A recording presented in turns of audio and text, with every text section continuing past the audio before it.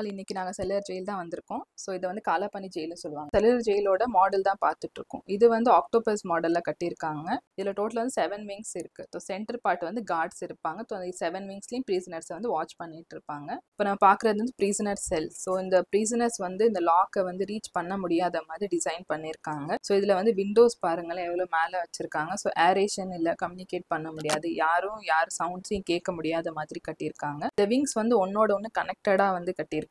எல்லா விங்ஸுமே போய் பார்த்துட்டு வந்துட்டோம்.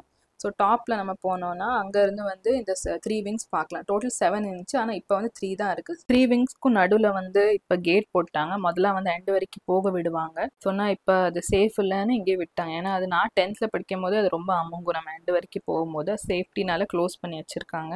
4 விங்ஸ் வந்து டெமாலிஷ் பண்ணிட்டாங்க. ஸோ அந்த இடத்துல தான் வந்து கவர்மெண்ட் ஹாஸ்பிட்டல் கட்டியிருக்காங்க. 3rd விங்லேருந்து பார்த்தோன்னா ராசலன் வந்து கிளியராக தெரியும். ஸோ பிரிட்டிஷர்ஸோட மெயின் பிளேஸ் அதுதான். ஸோ நெக்ஸ்ட் வீடியோ நான் ராஸோட வீடியோ தான் போடுவேன். ஸோ அந்த வீடியோஸ் வந்து மிஸ் பண்ணாமல் பாருங்கள். ஸோ பார்க்குறது வந்து ஹேங் பண்ணுற பிளேஸ். ஸோ இங்கே வந்து அட் அ டைம் 3 ப்ரிசனர்ஸை வந்து ஹேங் பண்ணுற மாதிரி டிசைன் பண்ணியிருக்காங்க.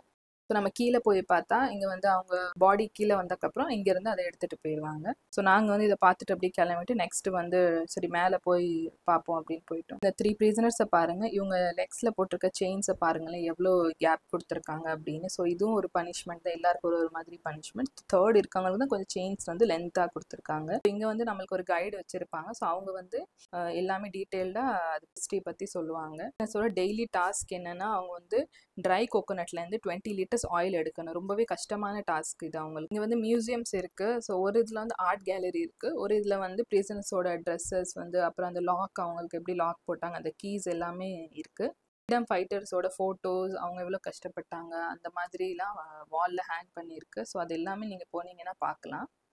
சுபாஷ் சந்திர போஸ் அவங்களோட வந்து ஃபோட்டோஸ், அவங்களோட அம்மாவோட இருந்த ஃபோட்டோஸ் எல்லாமே இங்கே வச்சுருக்காங்க.